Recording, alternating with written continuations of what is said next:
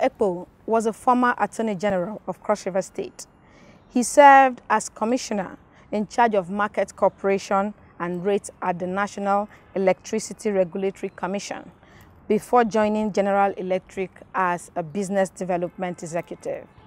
Recently, you raised the alarm that at least one local government in Cross River State is being excluded by the Independent National Electoral Commission ahead of the 2019 general elections. How do you mean? Well, you're asking me to cut a long story short. I'll try my best. In 2002, I think, the International Court of Justice delivered its decision in the case brought by Cameroon against Nigeria in regard to the eastern boundary of the country that was in dispute between the two countries. That's the eastern boundary between Nigeria and Cameroon. That decision had the consequence of, amongst other things, altering the border of Nigeria as we knew it to exclude Bakassi from Nigeria, the Bakassi Peninsula, and include that peninsula within the boundaries of Cameroon. That had consequences because that area was what was known as the Bakassi local government area in Cross River State and a part of Nigeria. After that decision was then executed under the provisions of the Green Tree Accord that was agreed to between President Paul Biya and President Olusegun Obasanjo in New York, I think that was in 2005 or 6. My memory doesn't quite serve me well now. We handed over the Bakassi Peninsula in 2006 to Cameroon. We also therefore handed over one of our local government areas to Cameroon. Our constitution is clear that there are 774 local government areas.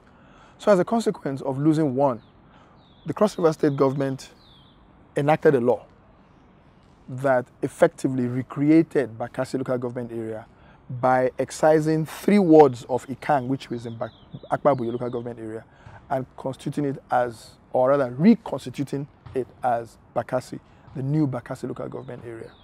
So that was an administrative action by the Cross River State government. INEC is not bound by the administrative decisions of states in regard to their boundaries. So even though a state may alter its boundary, right, and that boundary previously was the boundary of an INEC constituency, INEC, until it takes its own decision, is not bound to accommodate, to abide by, or to accept or respect that decision of the state government. The consequence of INEC not formally deciding that the reconstituted Bakassi local government area is now a Bakassi state constituency for electoral purposes is that we used the old boundaries. So some chiefs of Ikang went to the Supreme Court. There were 2 cases. One of them went to the Supreme Court from the High Court. And the Supreme Court decided that states have powers to alter boundaries. INEC has powers to create electoral constituencies. The new Bakassi local government area created by the Cross River State government was validly and properly created. But INEC had not recognized it. So for that reason, INEC then gave some advice.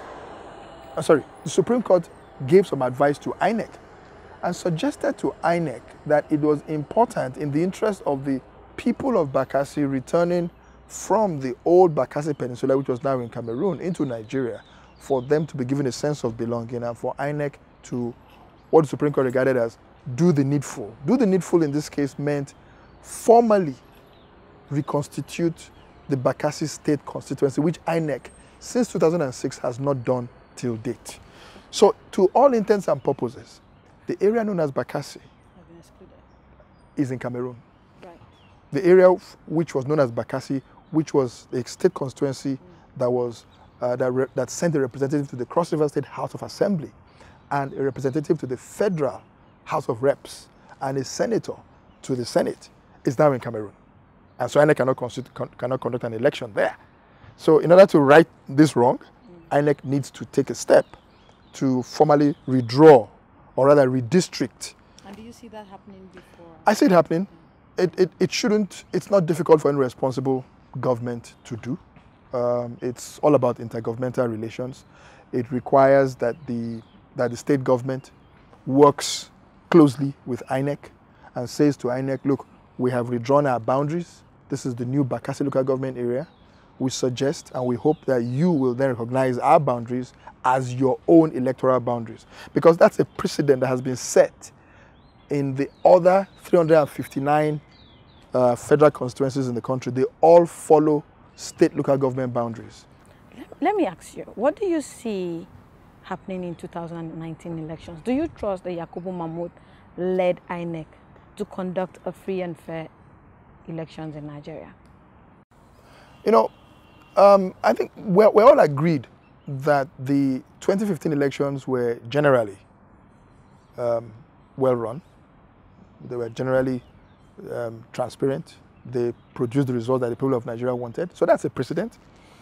It will be very hard for him to depart from that, for him and his colleagues in the commission to depart from that. There is a body of experience and institutional memory within INEC, which should press on and develop and evolve and give us a much better election than we had. So yes, I do expect that the next elections will be at the very least, run no worse than, with the quality or competence, no worse than what we had in 2015.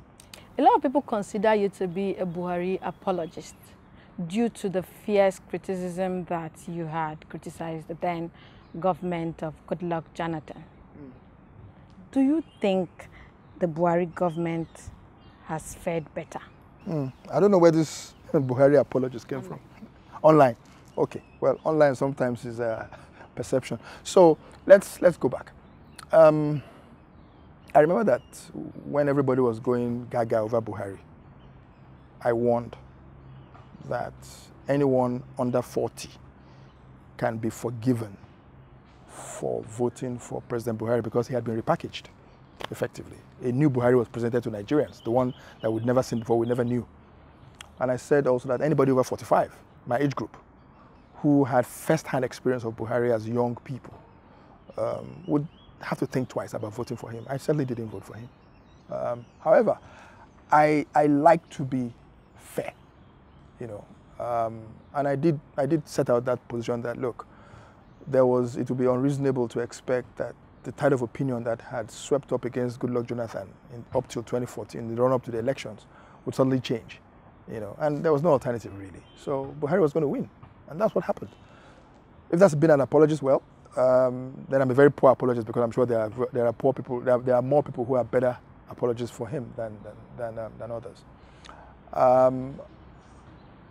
So in terms of faring, you said whether he has fared well. Of course not. That's obvious to every right-thinking person.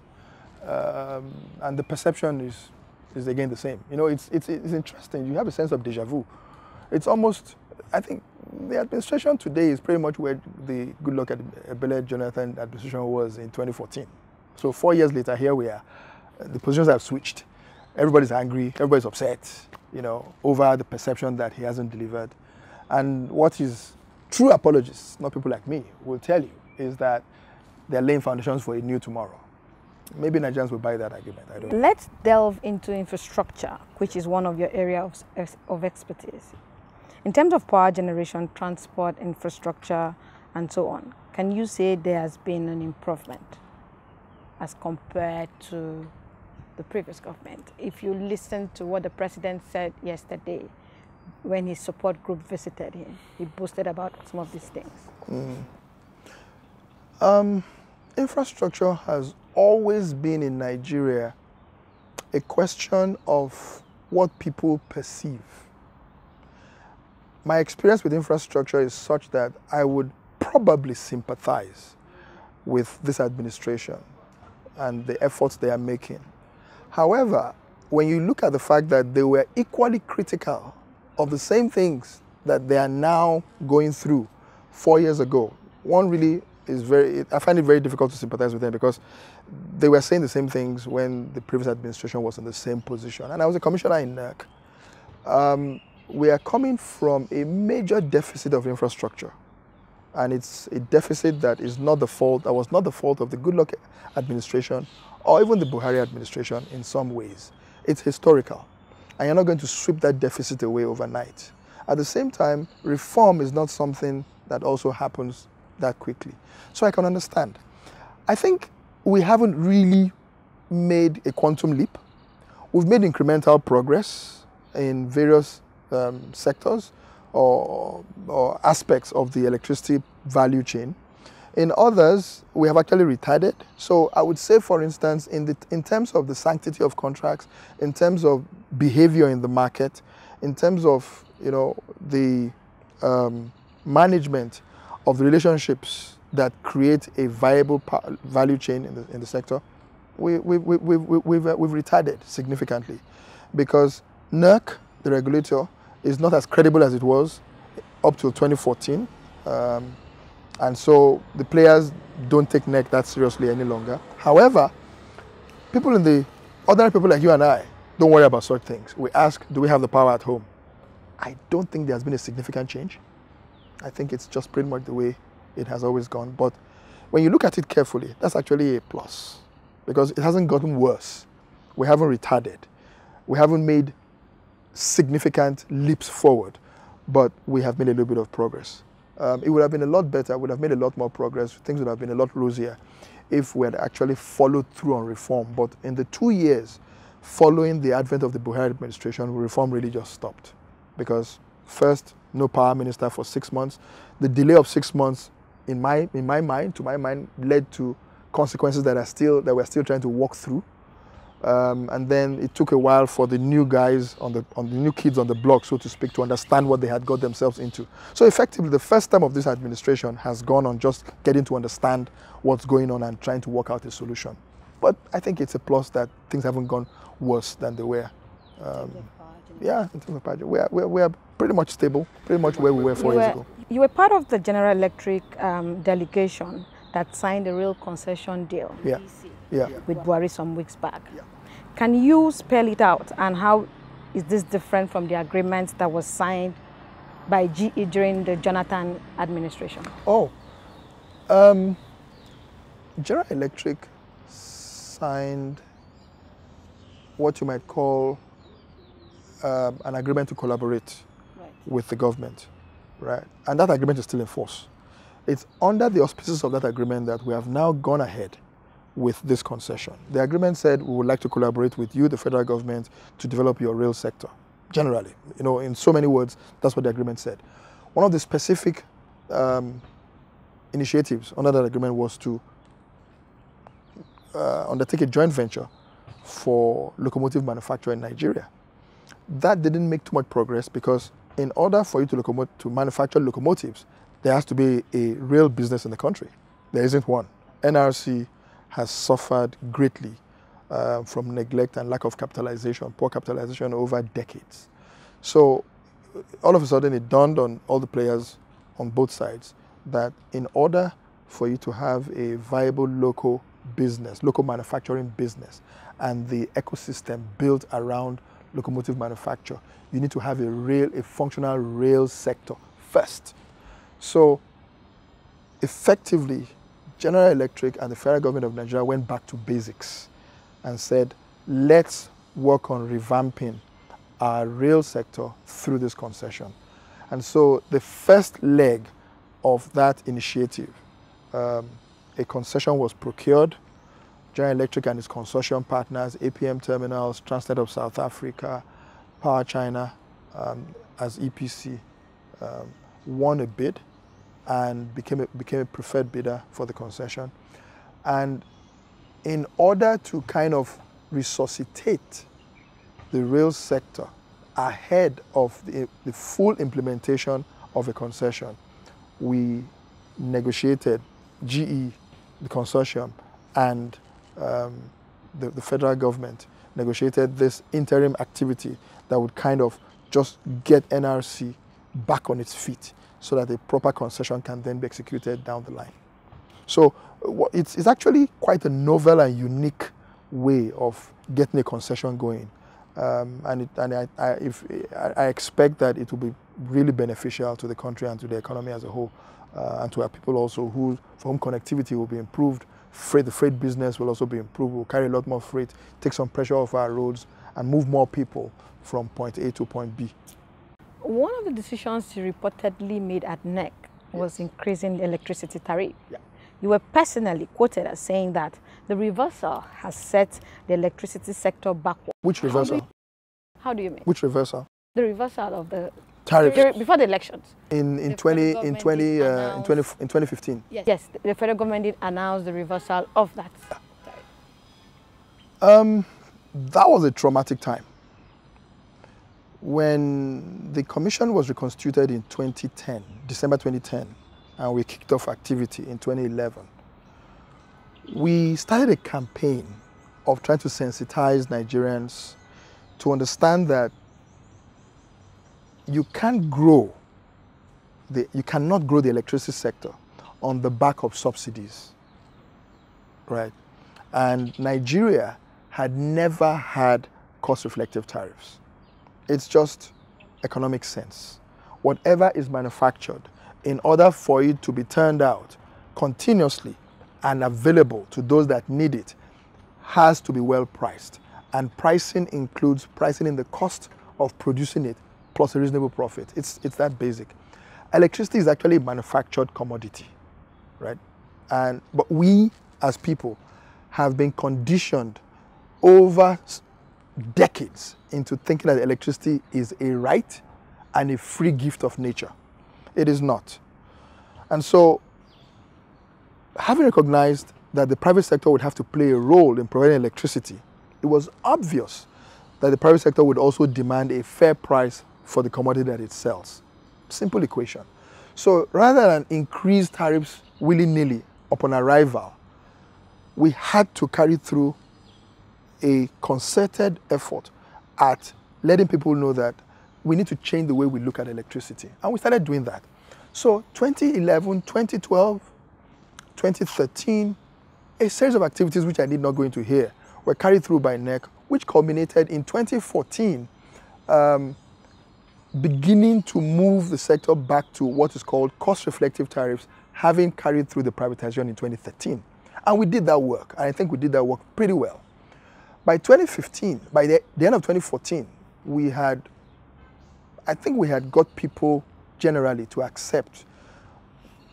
be willing to accept a trial, as it were, to give a chance to the sector to reset the tariffs right. Now, we discovered, Nigerians are more willing to pay a little bit more for electricity, public supply, if it is available, right? And if you remember, from I think September, October 2014, up to the end of the year, through Christmas of that year, power supply was pretty good. So it made it a little easier for us in NERC to introduce new tariffs, higher. There was some protest, yes, but we generally got it through. January 2015. February, we then established a new rules-based electricity market. Now, many people don't know that, but buying and selling is a matter of contract. We had never had those contracts. We finally had them in place by February 2015. So we had, over the previous 4 years, brought the electricity business to a point where it could actually begin to try and work on its own. So that decision was political? It wasn't political, it was purely economic. Which decision? To reverse back. So, having done that, having worked for 4 years to get the sector to a point where it could begin to work on its own, you bring in new tariffs, you get a new market working. 3 weeks later, after you start a new market, you reduce tariffs. Now, you spend the previous 4 years telling the whole world that we'll be increasing tariffs. Why then did you reduce tariffs? 3 days before the elections. It could only be interpreted as political. Now, interpreted? Yes, by ordinary people, as being political, as being politically driven. Do you think it was? Of course it was political. It can't be anything else. Look, we've spent 4 years saying to everybody, tariffs must go up. They go up 2 months before an election. You finalize that decision. You bring in a new market. Illogically, without much of consultation, you reduce tariffs. How else, 3 days before an election? Even if it was a technically correct decision, it could only have been interpreted at that time, in that context, as a political move. Timing was wrong. Badly, very, very wrong. And what it did, because you see, the reduction of tariffs by itself could be said to be a wrong decision. Wrong decisions will always be corrected. But because it was made by a regulator that had said many things to the contrary over the previous 4 years, the biggest effect, which is still there till today, is not on the market but on NERC's credibility. So NERC, that had built up credibility over the years, with one decision, threw away that credibility which it had with the market, with the federal government, with the staff of NERC, with the operators in the market. It lost credibility. And I believe that even up to this moment in which we're speaking, it is still struggling to retain that credibility, because if you know the industry well, you recognize very clearly that NERC has lost a lot of its authority in the market. So your former boss, former Governor Donald Duke, Yeah. whose administration you served as Attorney General, Yes. is running for the office of the president. He has declared. Do you stand? Oh, well, yeah. He said he wants to be president. Yeah, that's declaration. That's enough to run with. Do you stand with him? Donald? Yeah. I would like for this country to have the opportunity of having a Donald Duke as president. I happen to believe that Nigeria, in its pluralistic nature, can only be properly run by people who have experience of running pluralistic states and communities first. And Donald Duke is one of those. Cross River is one of such states. Very pluralistic, easily divided, and so you need to work very hard to keep it together. I think that Donald Duke, by all standards, is one of our outstanding leaders in the country today. And if he presents himself to the populace for the office of president, we'll need to give it very serious thought. It will be very unwise of us not to give it very serious thought and not to consider it very seriously. But like you said, he's declared. We need to see what he belongs to the PDP at the moment, and let's see what the PDP will say. On the local scene, you are not so much of a fan of the current governor of Cross River State, Ben Ayade. That's the perception out there. One of your tweets said your capital city, Calabar, has deteriorated under his watch. Do you stand by your comments, and can you explain Absolutely. why you say, Absolutely. why you tweeted that? You don't have to ask me. Take your camera out to the streets of Calabar, do a vox pop, and find out what they say. Perceptions have changed. So it's worse than it was. It's worse when you were It's there. unbelievable what has happened. It's unbelievable what has happened in Cross River State.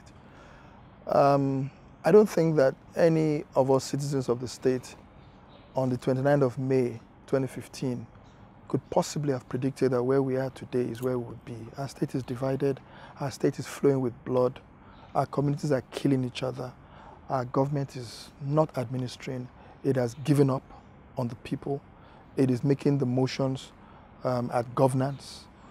We think, our government thinks that putting the largest possible number of young people on the government payroll and giving them all sorts of titles But Ayade is supporters would equated disagree. to governance. Well, you know, it's a free world, and we they all have put our lofty opinions. projects such as the superhighway, textile factory, and the fact that he never owes salary.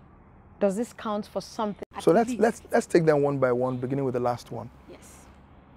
Lots of people are owed their salaries in Cross River State.